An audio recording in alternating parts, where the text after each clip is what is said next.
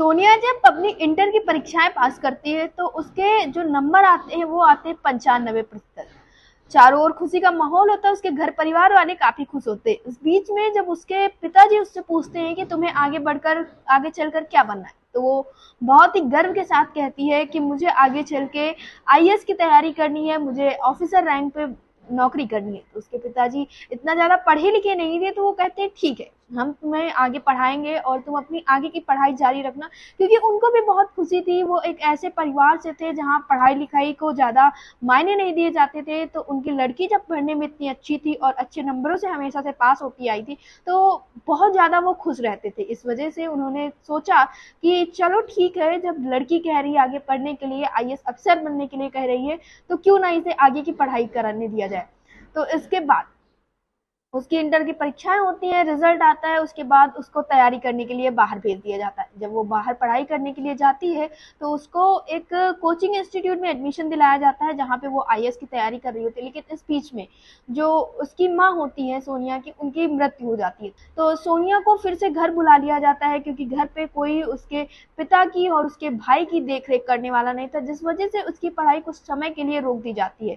और इस दौरान उसकी उम्र भी हो जाती है शादी की। तो जो उसके पिताजी होते हैं वो सोचते हैं क्यों ना सही समय पे शादी कर दिया जाए, क्योंकि अभी तो वो पढ़ाई कर भी नहीं रही।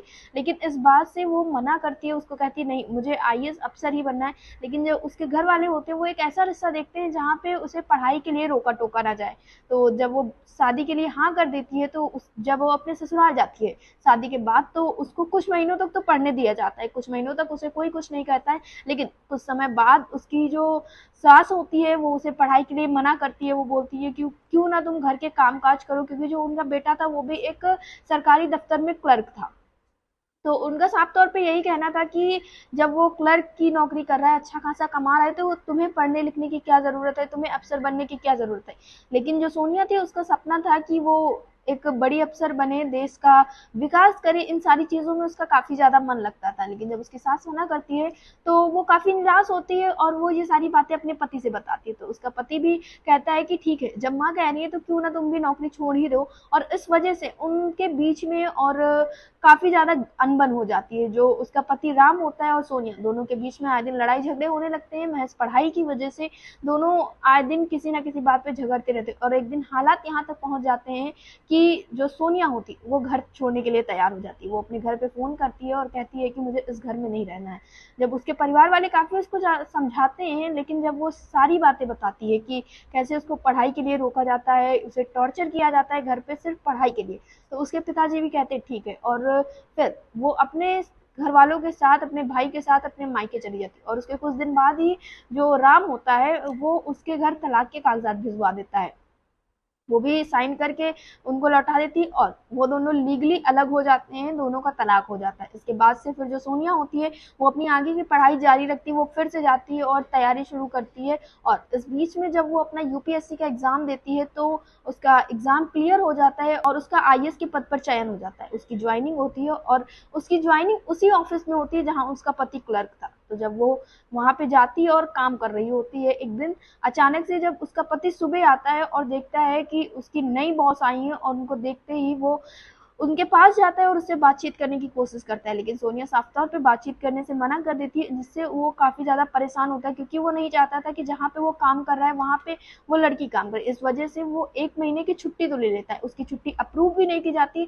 इसके बाद भी वो ऑफिस नहीं आता है। जब वो उसकी पत्नी होती है वो दूसरे ऑफिसर से पूछती है उसके बारे में, तो वो बताते हैं कि इन्होंने बिना लीव एप्लीकेशन दिए छुट्टी ले लिया। जिसके बाद उसे कॉल किया जाता है और दोबारा से ऑफिस बुलाया जाता है, लेकिन वो ऑफिस आने से मना कर देता है और बोलता है कि मैं तो अपनी लीगल छुट्टियां ले रहा हूँ जो हमें 1 महीने की थी। लेकिन बिना छुट्टी के अप्रूवल के उसने ये छुट्टियां ली थी, इसलिए उसको जबरदस्ती ऑफिस बुलाया जाता है और उससे काम करवाया जाता है। वो नहीं चाहता था कि सोनिया उसके आसपास भी रहे, या क्योंकि वो इतना ज़्यादा शर्मिंदा था अपने किए पे।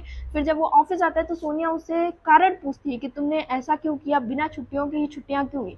तो वो बताता है कि उसे अपने किए पे कितना ज़्यादा पछतावा है, वो नहीं चाहता था, लेकिन वो अपनी माँ के कहने पे ये सारी चीज़ें कर रहा था।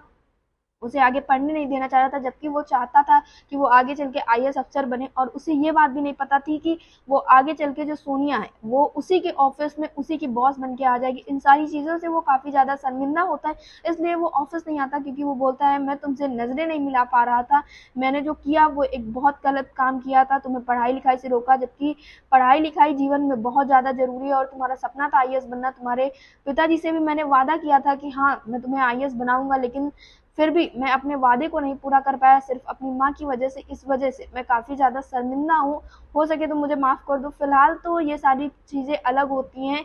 उसके बाद सोनिया उसे माफ़ कर देती है, दोनों उसको फिर जो उसका पति राम होता है उसको लगता है कि वो उसे माफ़ कर दिए तो उसके साथ शायद रहने के लिए भी तैयार हो जाए, लेकिन सोनिया उसे माफ़ तो कर देती है, फिर भी उसके साथ रहने के लिए तैयार नहीं होती है, बल्कि वो अपने मायके में ही अपना पूरा जीवन बिताती है और अपनी पूरी नौकरी वहीं से करती है।